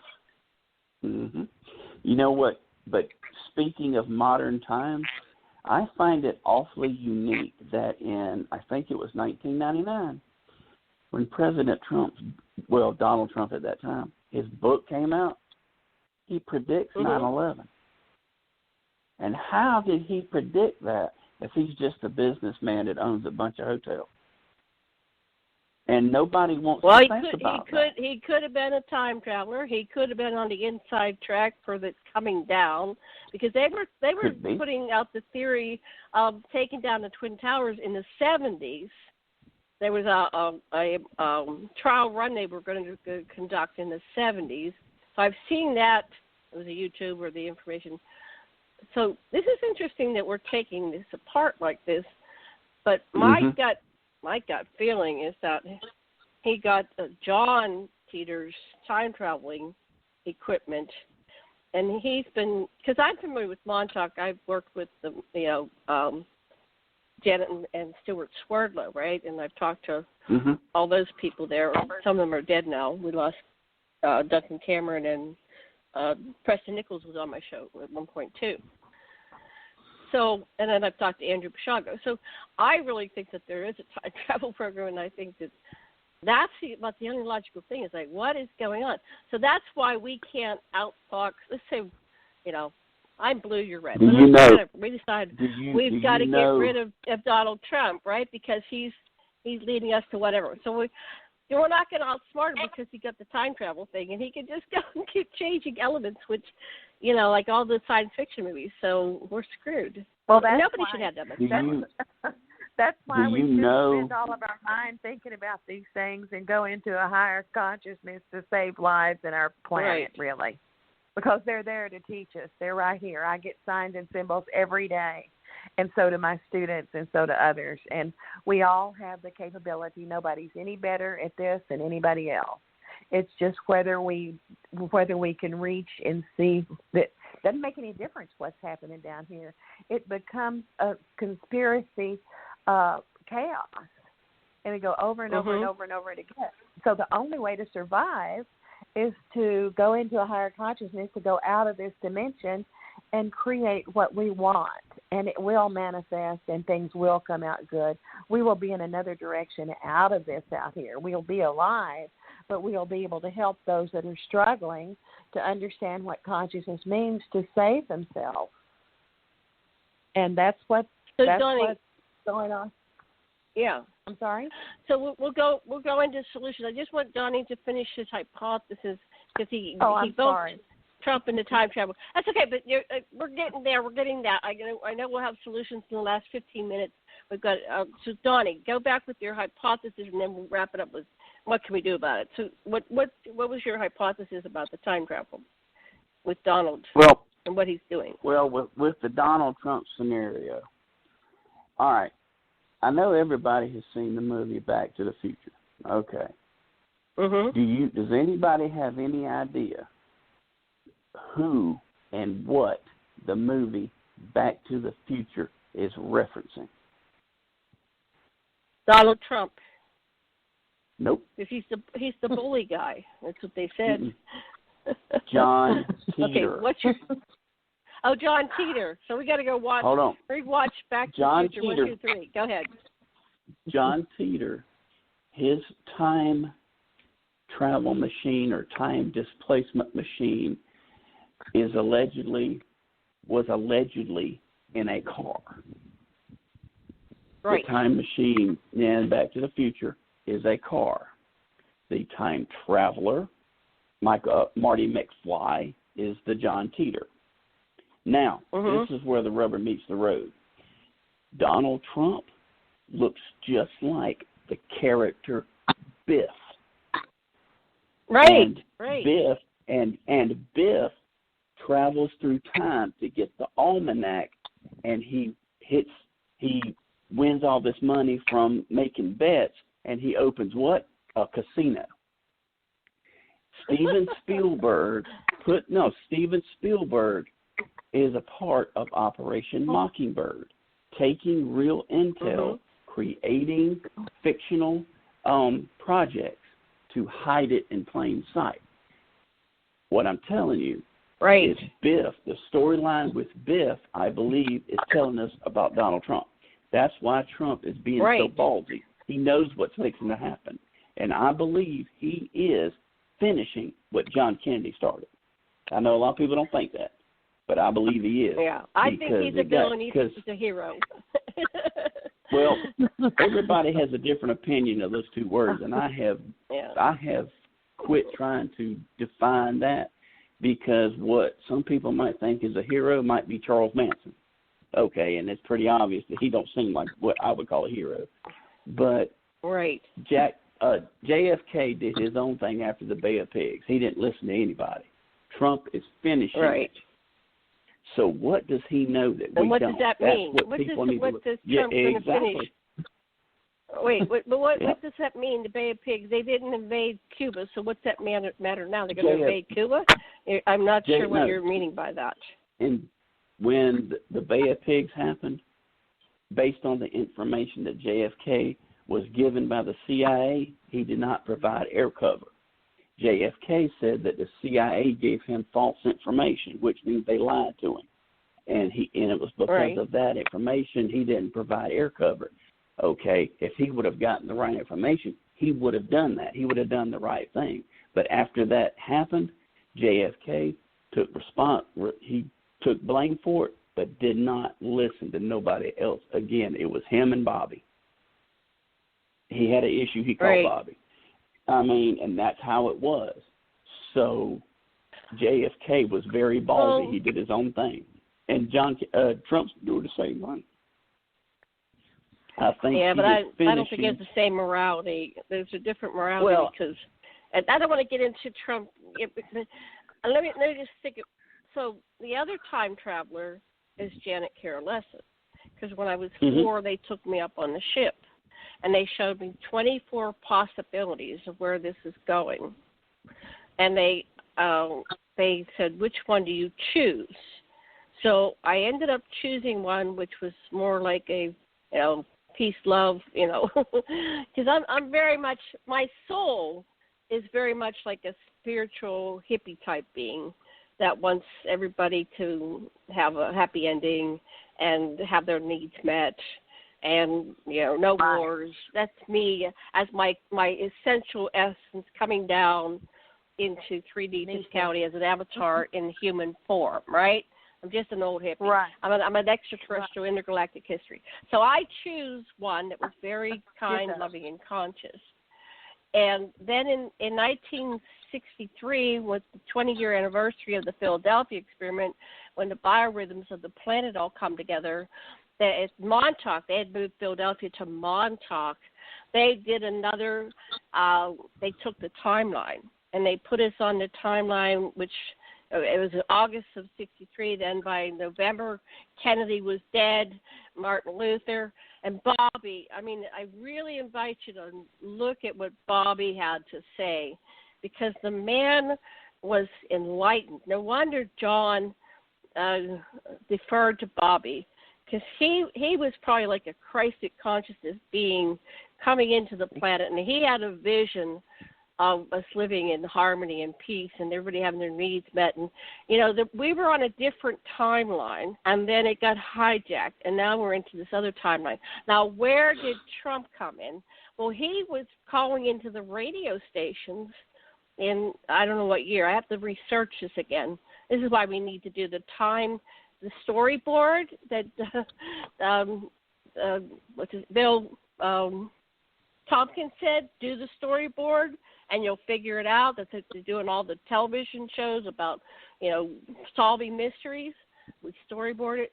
So somewhere in there, Trump started calling and saying the Twin Towers are going to happen, and he called himself John Teeter.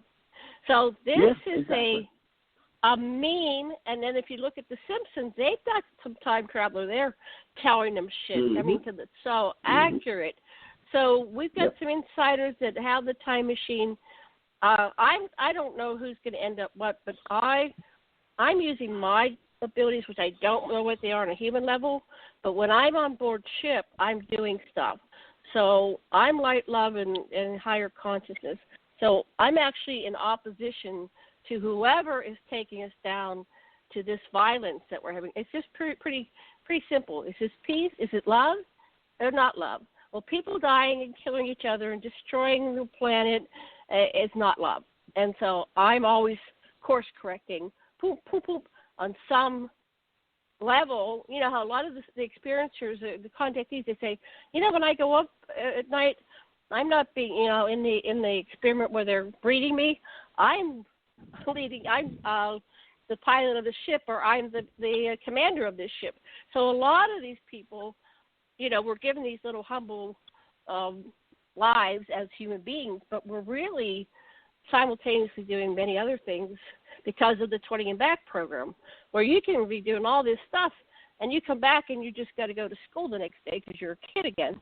But really, when at night, you're like doing all this stuff on this huge intergalactic level.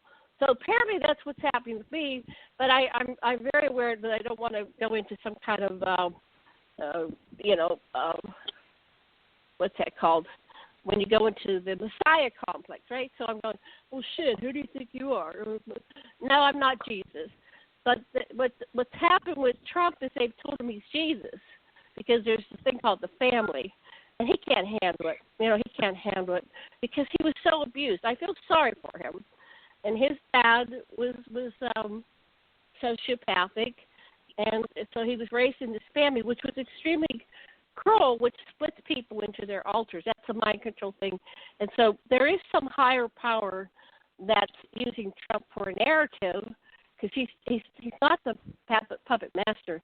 He isn't a puppet, as are all the presidents. The presidents are all puppets because there's somebody else pulling the strings, and that's the Illuminati, whoever, that's just the name, that try to tie up. I want to hear the rest of his Debra. Story. His light ship contact. I'll see if I can sum it up in 15 minutes.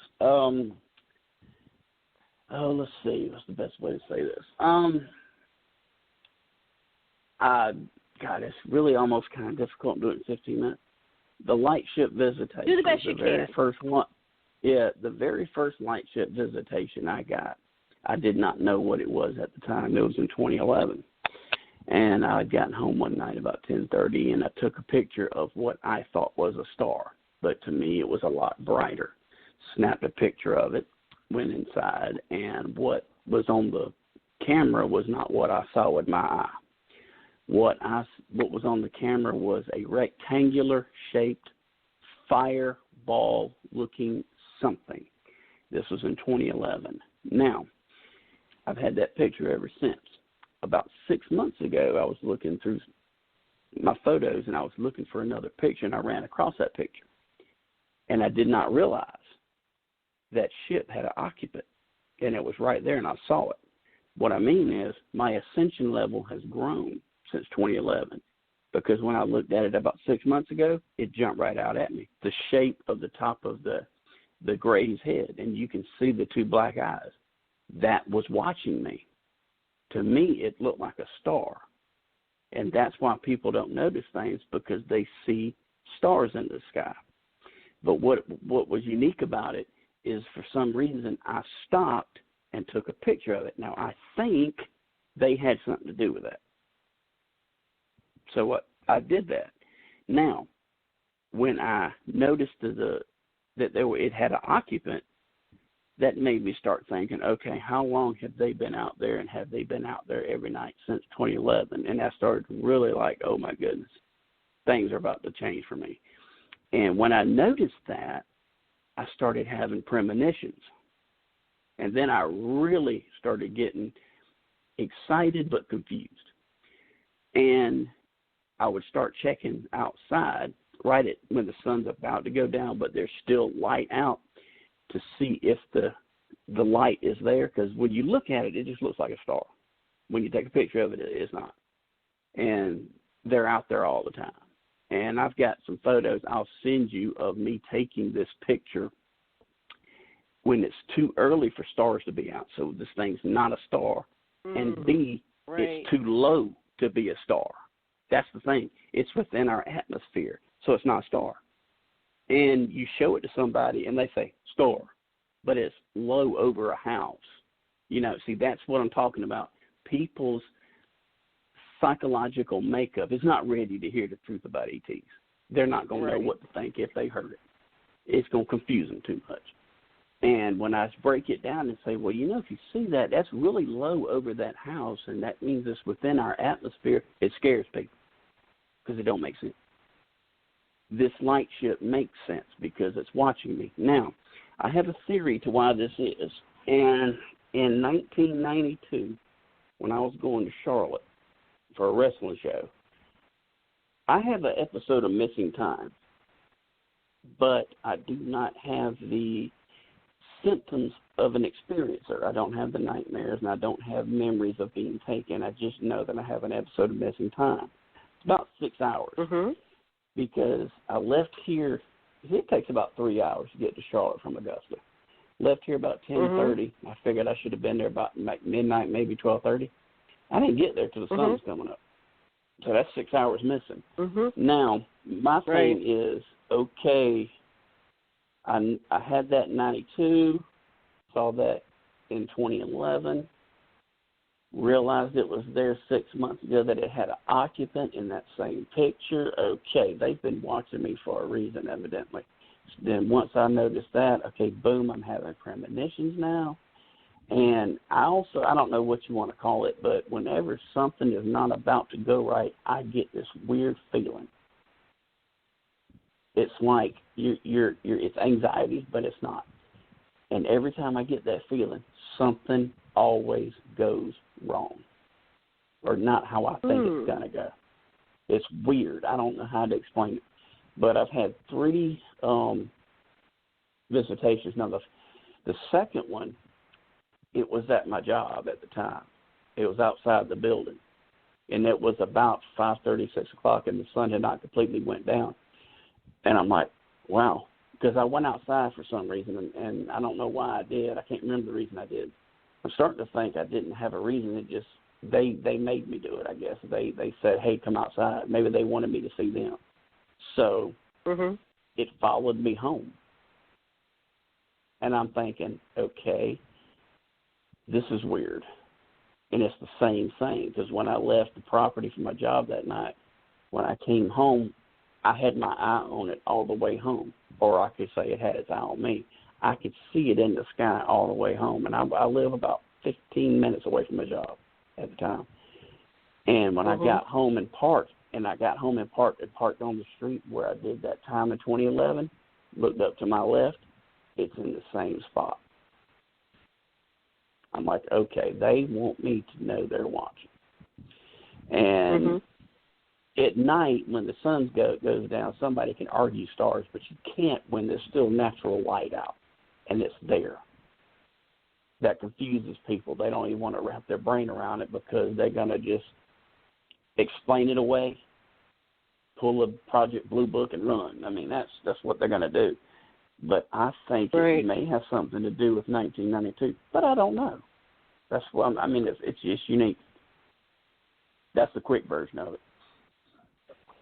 Well, I think you're ready for contact on a different level, and that's why you're really involved in the research, and you're taking it apart, and you're able to reflect and, correlate. You have a very logical mind.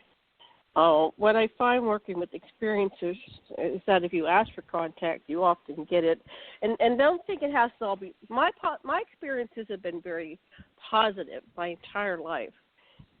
Even when I had what I thought was a negative experience, when I looked at it again in hypnotherapy, it was just because I was looking at a person, a being that wasn't human. It was my human self that was going into fight or flight reflex response and having a fear reaction. But they actually did nothing to me. There was nothing wrong or bad. Everybody I've interacted with has been kind and loving to me. Okay, so we've got like 7 minutes left before the end of the show. So if I were you, I would before you go to bed at night, you can invite contact and keep a piece of paper by your bed before you get out of bed in the morning. Write down your thoughts or impressions, and once you invite contact, you'll start getting. I did that my entire life to a year ago, maybe 2 years ago, tops. I lose track of time. I wake up and I feel somebody looking at me, and I turn around to the other side of the bed, and there's a 5-foot owl, and I just went, oh, really? And then it shape-shifted into a gray. And we had a full-on daylight conversation. And Whitney Strieber said that you can make that happen. So it's a lifelong practice, and so I was just so grateful that it wasn't an abduction, it wasn't a victim scenario, it was like full conscious contact. And I think if I can do it, you can too. So final words, Karen, final words, and then Debra, and then back to Donnie to take us out to the end of the show. Go ahead, Karen. Well, I think that my thing on this is that we need to be grounded in the physical plane. We're here. That's part of our consciousness is healthy. We're happy to be here. We're loving our planet and all this. We are in a crisis, and this is a real deal. And I've worked in it. And I haven't been a frontliner, but I've been on another level in another department medically. And I think we're going to be okay.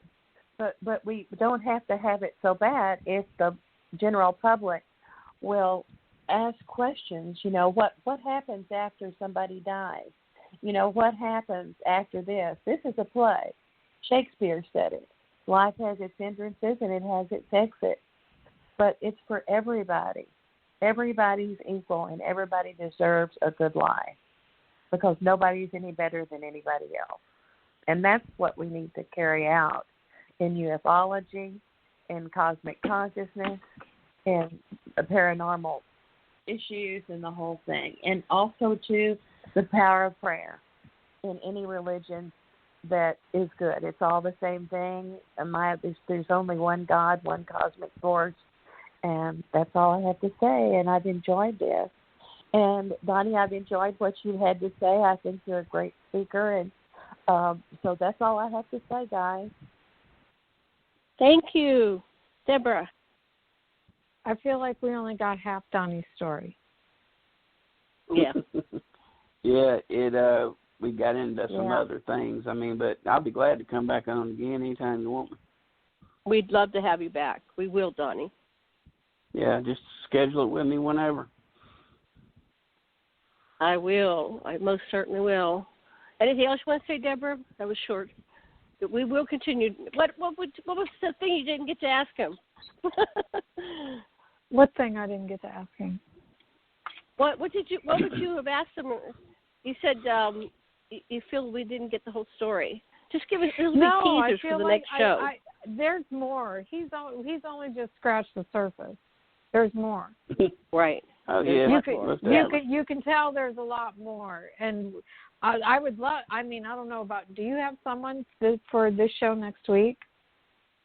I don't. We could have Donnie back if you want him back. Yeah, because I feel like if we wait too long, it's almost like out of sight, out of mind. Yep. So, Donnie, are you open next week? We could have you back for part 2. All right, let's see. Next week. Yep, sounds good. I'm writing it down. Okay. Yep. So we've got Donnie for next week. Excellent. That's exciting. The one thing that I want y'all to keep in mind is a lot of the things that are going on right now, and I just saw a commercial on TV about that show Unidentified and those Tic Tacs. You know, they're trying to send a message out to people, and I just laugh because I feel like all of the things that these people are seeing can be traced back to the Eisenhower Treaty, but they will never accept that publicly. People will not. Mm-hmm. And it's not in the prime directive to accept that. Now, personally, these military people may know about it, but they can't. It's kind of like with pilots. You know, they're flying the airliner. They're not supposed to say they see things while they're in, but piloting a plane is not supposed to be there because then they fly a disc. It ain't like that no more in England, but it used to be like that. So it's the same thing. You might know something's going on, but if it's not the prime directive, you have to act like you just don't understand it, like it's not happening. And that's sad. All of this stuff these people have seen, if it's not the ETs, it's the technology that either they have given us or they are showing us. And you're not going to get the government to admit it's ETs. They're not going to do it straight out. They're just going to show us new technologies. Because if they do that, then they're going to have to admit they've been lying for all these years. If they do that, then they're afraid of the backlash of them admitting they lied. Even though we all know they did, it's just one of those things, you know. It's like what I found on the ISS live feed. I know I saw it, and NASA probably knows I saw it, but they got to pretend it wasn't there because they just can't touch that subject. They can't field questions on it. They've got to say, we don't know what you're talking about. They've got to do it. They can't get backed into a corner. You know, so I get it. Okay, so we're last 60 seconds. How can people reach you? Do you have a website? All those good things. The only way to get me is either my email address or sending me a text message. I'm on LinkedIn. You can reach me through there if you're on LinkedIn. But I had 3 Facebook pages, and they all magically were abducted, is what I call it. Disappeared. They disappeared when I tried to log into them. I wonder how that happened. But through LinkedIn, I'm on there. But the best way is email or text message. Okay, good. My number is 706-339-1763. And I'm the kind of person that has no problem telling people that because you have a phone for communication purposes. You know, people say, don't email me. I'm like, why do you got an email address? You know. But my email address is DonnieBrookeMacon@gmail.com. Excellent. Well, I want to thank everybody. We're off air, but I can put a final song. Thank you so much, Karen and Debra and Donnie, and we'll be back again next week. on the Divine Paradigm on the Aquarian Radio Network. So thank you very much, and let's love and blessings and aloha. Good evening to everybody. So next week I'll just call in at 15 minutes still, like I did like tonight. Excellent. Sounds great. Okay, thank you so much. Talk to you next week. Bye-bye.